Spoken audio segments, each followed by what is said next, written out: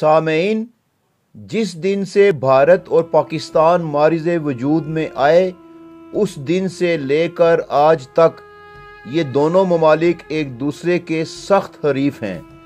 आपस की इस दुश्मनी ने दोनों ममालिक को दिफाई नुक्ता नज़र से इतना मसरूफ़ किया कि दोनों ममालिक एटमी ताकतें बन गए और इस वक्त दुनिया में मौजूद 9 एटमी ममालिक में से ये 2 ऐसे ममालिक हैं कि जिनसे दुनिया को ये ख़तरा लाहक है कि दोनों ममालिक की कभी न कभी जंग ज़रूर होगी और ये ममालिक एटम बम का इस्तेमाल करेंगे। यही वजह है कि भारत और पाकिस्तान के इस खित्ते को यूरोप और अमेरिका जंगी हवाले से दुनिया का ख़तरनाक तरीन खित्ता करार देते हैं। आलमी माहिरीन के मुताबिक ये खित्ता हर वक्त एटमी जंग के लिए तैयार रहता है। चुनांचे आज की इस वीडियो में हमने दोनों ममालिक की जंगी और दिफाई कुव्वत का कंपैरिजन किया है जो यकीनन हकीकत और सच पर मबनी है। लेकिन पहले आप हमारी इस वीडियो को लाइक करें, दस्तक टीवी को सब्सक्राइब करें और बेल आइकन भी प्रेस करें ताकि आपको हमारी मालूमाती वीडियोस मिलती रहें। सामेईन, भारत और पाकिस्तान के दरमियान जंग होने की 3 बड़ी वजूहात हैं। नंबर 1 मसला कश्मीर, नंबर 2 दरिया और नंबर 3 इसराइल और अमेरिका। सामेईन, जैसा कि आप जानते हैं कि दोनों ममालिक का समंदरी, फिजाई और जमीनी बॉर्डर आपस में जुड़ा हुआ है और ये एक हकीकत है कि तादाद के लिहाज से चाहे असलहा हो या फौज, भारत को बहरहाल पाकिस्तान पर बरतरी हासिल है। पाकिस्तान की रेगुलर फौज 7 लाख है जबकि भारत की रेगुलर फौज 15 लाख है।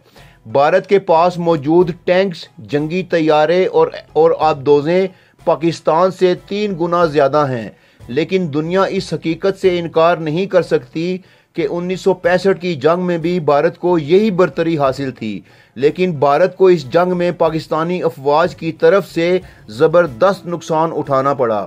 इस जंग में पाकिस्तानी हीरो MM आलम ने फिजा में ज्यादा तैयारे मार गिराने का वर्ल्ड रिकॉर्ड भी कायम किया था।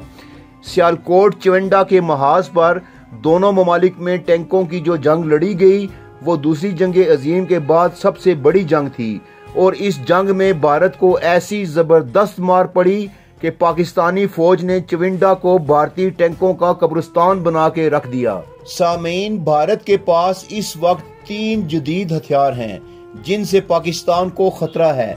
नंबर 1 फ्रांस से खरीदे गए राफेल तैयारे, नंबर 2 रूस से खरीदा गया S-400 का निजाम, नंबर 3 एयरक्राफ्ट कैरियर जो खुद भारत के अंदर तैयार हो रहे हैं। दूसरी जानिब पाकिस्तान के पास राफेल का तोड़ मौजूद है।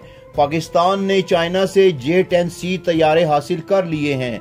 इसी तरह मिसाइल टेक्नोलॉजी के हवाले से पाकिस्तान न सिर्फ ये कि अपना मिसाइल डिफेंस सिस्टम खुद बना रहा है बल्कि इसके पास चाइना का जदीद तरीन HQ-9 एयर डिफेंस सिस्टम भी मौजूद है। ताहम पाकिस्तान के पास एयरक्राफ्ट कैरियर मौजूद नहीं है। अगर बहरी कुव्वत का कंपैरिजन किया जाए तो जहां पाकिस्तान के पास 4 ऑपरेशनल आबदोजें हैं वहां भारत के पास 15 आबदोजें हैं। लेकिन पाकिस्तान के पास ऐसे आलात मौजूद हैं कि जिनकी मदद से आबदोजों का सुराग लगाकर इन्हें आसानी से तबाह किया जा सकता है। सामेईन, पाकिस्तान के एयर अटैक से बचने के लिए भारत ने रूस के S-400 के अलावा अपना एयर डिफेंस सिस्टम भी बना लिया है। चुनांचे अब भारत के पास मल्टीपल एयर डिफेंस लेयर्स मौजूद हैं।